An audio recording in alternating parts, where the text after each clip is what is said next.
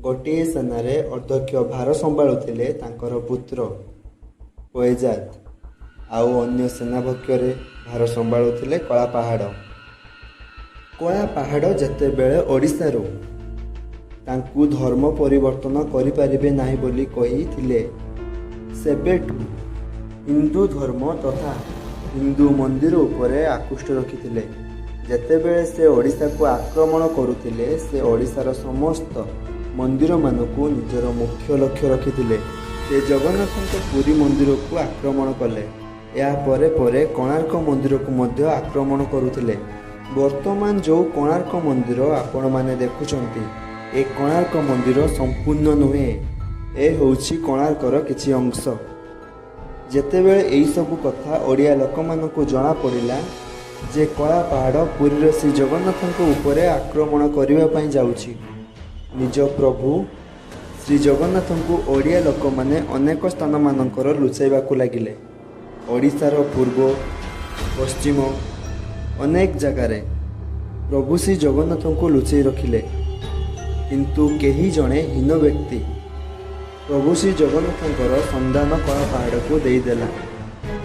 କଳାପାହାଡ଼ ଯେତେବେଳେ ଜାଣିଲା ପ୍ରଭୁ ଶ୍ରୀ ଜଗନ୍ନାଥଙ୍କର ଗୁପ୍ତ ଲୀଳାର ସନ୍ଧାନ, ନିଜର ହସ୍ତୀ ମାଧ୍ୟମରେ ପ୍ରଭୁ ଶ୍ରୀ ଜଗନ୍ନାଥ, ବଳଭଦ୍ର ଓ ସୁଭଦ୍ରାଙ୍କୁ ନେଇ ଗଙ୍ଗା ନଦୀ ତଟଦେଶରେ ଜଗନ୍ନାଥଙ୍କୁ ନେଇ ନିଆଁ ଲଗାଇଦେଲେ।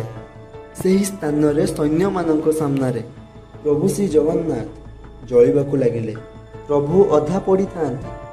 ଠିକ୍ ସେହି ସମୟରେ ବିଶର ମହାନ୍ତି ନାମକ ଏକ ବ୍ୟକ୍ତି ପ୍ରଭୁଙ୍କୁ ନେଇ ପୁଣି ଥରେ ଶ୍ରୀମନ୍ଦିରର ସ୍ଥାପନ କଲେ। ଏହା ପରେ ପରେ କଳାପାହାଡ଼ର ନଜର ପଡ଼ିଲା ପଶ୍ଚିମ ଓଡ଼ିଶାର ମା ସମଲେଶ୍ୱରୀଙ୍କ ଉପରେ।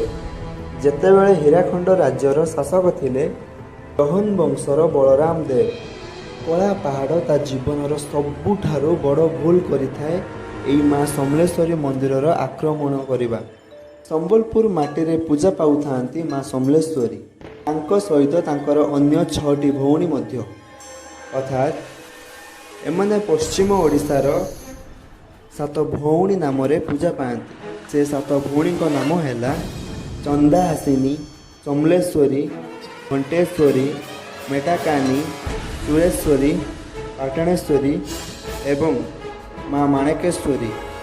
କଳାପାହାଡ଼ ତାର ସମସ୍ତ ସୈନ୍ୟ ଅସ୍ତ୍ର ହସ୍ତୀଙ୍କୁ ଧରି ସମ୍ବଲପୁରରେ ମା ସମଲେଶ୍ୱରୀ ମନ୍ଦିର ଉପରେ ଆକ୍ରମଣ କରିବା ପାଇଁ ସେ ଆସି ପହଞ୍ଚିଯାଏ ତାଙ୍କର ବନ୍ଦରର କୂଳକୁ, ଯେଉଁ ଜାଗାରେ କି ସେ 60ଟି ଟେଣ୍ଟ ବ୍ୟବସ୍ଥା କରି ସେହି ଜାଗାରେ ସେ ସୈନ୍ୟଙ୍କୁ ନେଇ ନିଜେ ରହୁଥାନ୍ତି। ଠିକ୍ ଏହି ସମୟରେ ଚୌହାନ ରାଜବଂଶର ରାଜା ବଳରାମ ଦେବ ମା ସମଲେଶ୍ୱରୀ ପାଖକୁ ଯାଇ ମୁଣ୍ଡିଆ ମାରନ୍ତି ଏବଂ କୁହନ୍ତି, ହେ ମା ସମଲେଶ୍ୱରୀ, ତୁ ମୋତେ ଏହି ମହା ବିପଦରୁ ରକ୍ଷା କର। ଠିକ୍ ଏହି ସମୟରେ ମା ସମଲେଶ୍ୱରୀ ଦେଖା ହୋଇ କୁହନ୍ତି, ହେ ମୋର ପରମ ଭକ୍ତ ବଳରାମ ଦେବ, ତୁ କୌଣସି ଚିନ୍ତା କର ନାହିଁ। ତୋ ରାଜ୍ୟ, ତୋ ସମ୍ମାନ ଅକ୍ଷୁଣ୍ଣ ରହିବ। ମୁଁ ବାକି ସବୁ ସମ୍ଭାଳି ନେବି। ସେହି ରାତିର କଥା। କଳାପାହାଡ଼ ପାଖକୁ ମା ସମଲେଶ୍ୱରୀ ନିଜ ଅନ୍ୟ 6ଟି ଭଉଣୀଙ୍କ ସହିତ ଭିନ୍ନ ଭିନ୍ନ ଖାଦ୍ୟ ପଦାର୍ଥ ଧରି କଳାପାହାଡ଼ ପାଖକୁ ଯାଆନ୍ତି।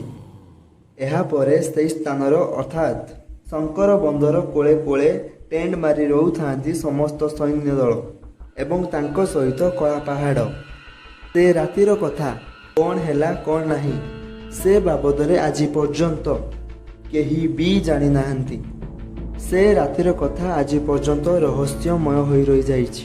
ସବୁଠାରୁ ଆଶ୍ଚର୍ଯ୍ୟ ବିଷୟ ହେଉଛି, ଆସନ୍ତାକାଲି ଯେତେବେଳେ ସକାଳ ପାଇଲା, ସେହି ସ୍ଥାନରେ କୌଣସି ସୈନ୍ୟ ମଧ୍ୟ ଜୀବିତ ଅବସ୍ଥାରେ ନଥିଲେ। ସମସ୍ତଙ୍କ ପେଟରେ ଲାଗିଥାଏ ରକ୍ତାକ୍ତ ଖଣ୍ଡା।